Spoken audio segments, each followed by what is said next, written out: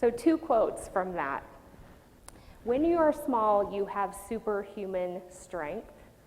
And number 2, everyone deserves a shot at redemption. Okay? So I don't think it would be, well, there's a huge clue behind me of what I'm going to talk about today, but I think you would have probably made a guess by now that who we're going to be talking about is Zacchaeus in the Bible, who was a wee little man. So one of my favorite things about the New Testament is the fact that we get to have 4 Gospels. To me, it's like we have an embarrassment of riches in this. If you wanted to get to know me better, it would be a good idea for you to ask a lot of people about me, and you would like to talk to people who have experienced me in different situations. And in that way, you would get to know who I fully am. So we get the same thing in the Gospels. We get 4 different people who really want to let us know something about Jesus.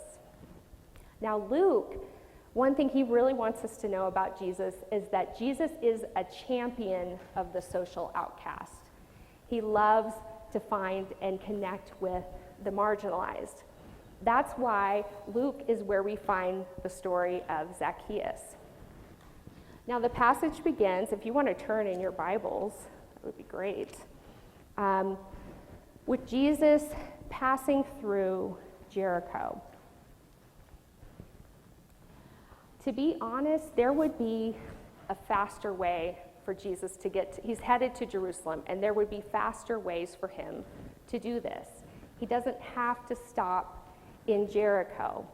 It's almost like when you follow him on the map, it looks like he takes a little detour.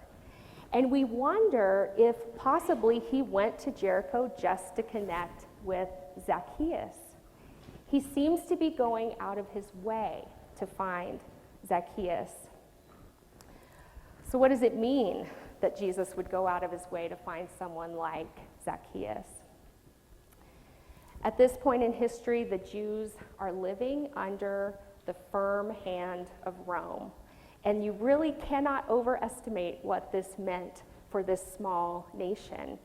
Rome was famous for keeping their people right under their thumbs with harsh laws. The other thing that Rome did is they went beyond the regular rules and they created some that made people feel small. For instance, at any point of a day, a Roman soldier could stop a Jewish person and say, "Here you go, carry my heavy pack of equipment for a mile for me." And the Jew would have to do it even if they had work to go to and they had other family obligations. They would have to carry this pack. And so there were things that the Romans put in place not only to keep people law-abiding, but to sort of humiliate them and embarrass them. One of the ways, probably the most important way, that Rome kept people under its heavy hand was with excessive taxation. So for the Jews, this was a particular problem, and it kept them in a state of perpetual poverty. Many of them worked in fields like agriculture and fishing, and so they had no financial security after they'd paid all their taxes to Rome. The other thing that happened from being always in a state of poverty was it created a situation where it was hard for them even to follow the Jewish law that they loved. Some of them, probably most of them, lived in a state of ritual uncleanness as well. And so Rome not only made them financially insecure, but it made it hard for them to practice the faith they loved, and it humiliated them and gave them shame. When Jesus goes out of his way to find Zacchaeus, he is looking for a man who has completely sold out to the humiliating enemy. Not only is Zacchaeus collecting taxes as a tax collector, but he's adding on to the taxes and taking that money for himself. So you know how sometimes you're waiting for a bill to come in the mail and you've set some money aside and you open it up and it's more than you expected because of hidden fees? Well, Zacchaeus is like the master of hidden fees, okay? And so he has been taking for himself, and he's really hurt his people. The other thing I should mention is he is the boss of all the other tax collectors. So if a tax collector is bad, he's even worse.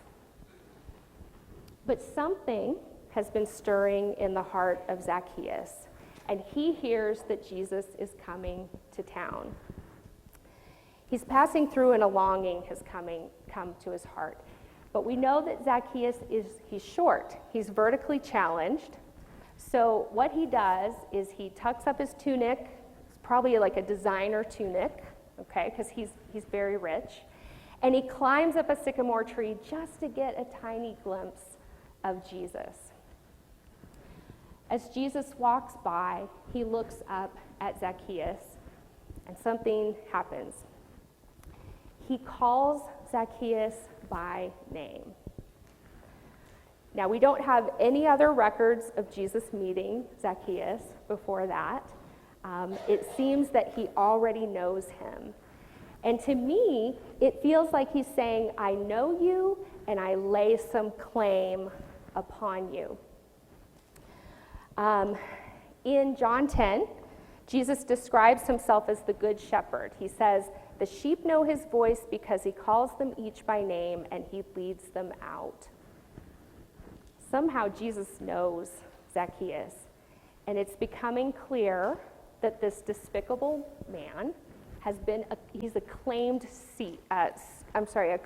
sheep of Jesus. Then Jesus goes a step further, and he says, hurry down, because I'm going to stay at your house today. I must stay at your house today. I love this passage in the Passion Translation because it says that Zacchaeus scurried down the tree, okay? So it wasn't an elegant descent. He scurries down, designer tunic, you get the whole picture, right? Okay? And he's like a little boy, and he just hurries down. Jesus tells him to scurry, and he scurries. And he gets to be Jesus' host. So I want to talk about what hospitality meant in the New Testament era. So when someone was hosting, they weren't thinking to themselves like, oh great, now I have to go to the grocery store, and I have to clean the bathrooms, I have to do all this work. They weren't sad about it. They were happy and honored because eating a meal together was just this grand gesture of friendship. It was like a proclamation of a relationship. So I don't want to miss something in the original language here. When Jesus says, I must stay at your house today, the word must is literally translated necessary. So he's saying it's necessary that I come to your house today. It is my appointment. Not, I'll fit you in, a convenient spot on my calendar sometime in the future, but the appointment of our friendship and our relationship is today, it's happening now. Well, the crowd does not respond well to this at all. The crowd mumbles and grumbles, and they're displeased. Jesus is getting cozy with a crook. He's going to break bread with someone they hate. They are poor. Zacchaeus is rich. They are humbled. Zacchaeus is exalted. They have been faithful. And Zacchaeus has sacrificed his integrity and his entire Jewish community so that he could personally profit. I think it would be safe to say that the feelings the people have towards Zacchaeus at this moment may go beyond disgust and may start to move into something like hostility or even violence. So, Jesus makes a change and a shift in Zacchaeus. So what does Zacchaeus do? He hears everyone, they're all angry, they're put out. Does he use his power for retaliation or get angry? Nope. He has had a seismic shift in his life, and he sees everything differently. He sees himself differently. He sees the people around him differently, and he says, I'm happy about this moment. There's another story about a rich man in Luke right before this chapter. So this story is in Luke 19. If you go to Luke 18, there's another rich man.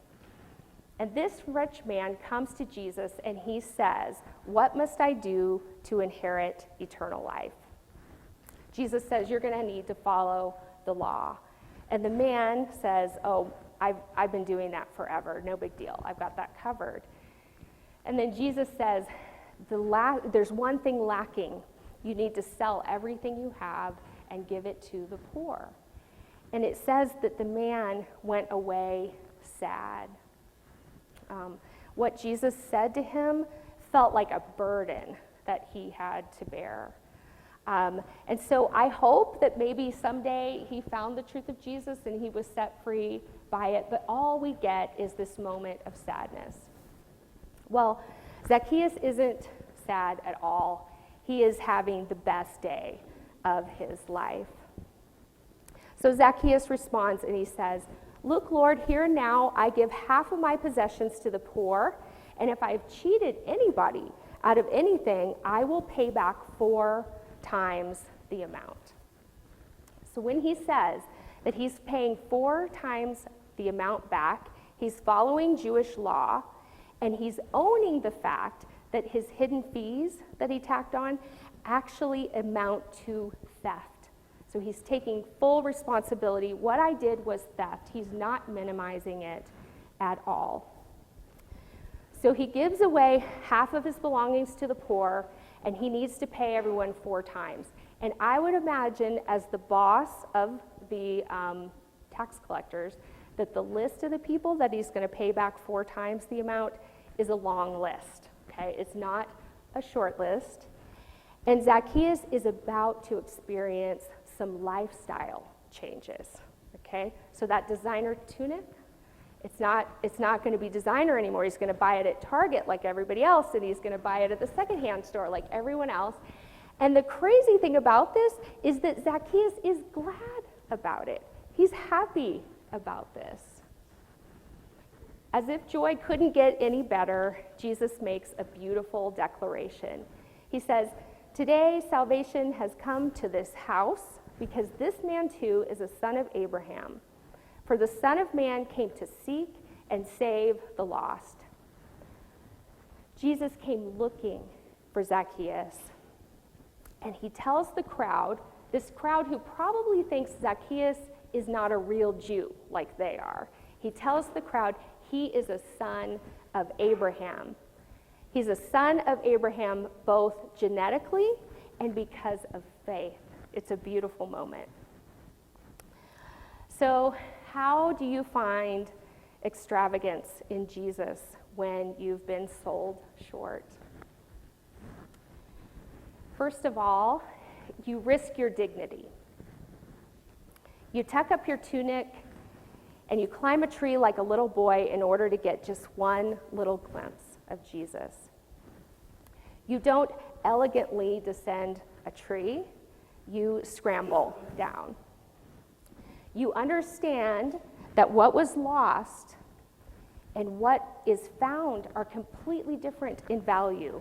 What is lost is maybe your personal accomplishments, maybe your perceived strength and your stature, but what is gained is more wonderful. The good stuff happens when we are small. What do you do next? And Matt, if you could move it forward a little more. We'll get there. I'll show you. Oh, here we go. Here's the point. So you risk your dignity. And because I wanted to share this quote. This guy he does great commentary on Luke, and he says, "I wish there were more of us who did not mind being laughed at if only what we did helped us to see Jesus." So the second thing we do, Matt, you could move it forward one, is you ignore the crowd when the crowd's belief does not match with the truth of Jesus. So Lee and I like to volunteer at Monarch after prom. And Bob was with us there. We found Bob there that night. And basically, it's just a full night of fun for high school students to kind of keep the party going after prom, but it's safe and it's fun. And I'm telling you, it's like entering the world of high school, and so many memories, good and bad. You just see it all, you just witness it all. Lee usually works in the casino. He's a blackjack dealer that night. And I love to work at the prize table. So all night long, there are raffles for the kids, and they just get better and better as the night goes on. So it's a fun place to be, and I like to be the one to hand the prize out. So at this point of the night, people are getting tired. It's like 3 or 4 in the morning. And there are a lot of kids who are sitting around the prize table because they don't want to leave because they want to see if they won a grand prize. So they're all sort of tired and sitting there. So I get to hand out one of the grand prizes, and this grand prize is an envelope with 5 crisp $100 bills in it. So it's a great prize for a high school student. So we read out a number, and this boy comes running up to the table, and he's a little bit nerdy, and sorry, we're all a little bit nerdy, but I just need to put it in, I need you to get the visual. And he runs up for his $500, and when I hand him the money, honestly, it's like he grows a couple inches and like muscles start sprouting. I mean, it's like a transformation for this boy. And so I hand him the money, and he takes out one of the $100 bills, and he sort of grandly gives it to a girl who is standing next to him. Well, this girl, I was like, wow, what a great friend you are. I said to him, you are such a great friend. And he says, no, I'm not a great friend. I'm a great boyfriend. And he pulls her in, and it's like she twirls in, and they have this movie kiss, okay? This just incredible kiss. Meanwhile, the crowd of kids on the floor let out this just grossed out groan at the same time. And it's like they did not want to see that, and they can't unsee it. It's happened. And they're just kind of disgusted. So I look at the boy because I feel kind of sorry for him, but nothing has changed. I mean, he is in this moment. He is a rock star. He knows it, and he is going to live his best moment, whatever the crowd says. Okay, how else? Oh my. Maybe I'll just hold this up here with me. All right. So what else do you do when you want to experience the extravagance of Jesus, but you've been sold short? Well, you make amends with that groaning crowd, okay? So the people that are moaning and not happy for you, you own it.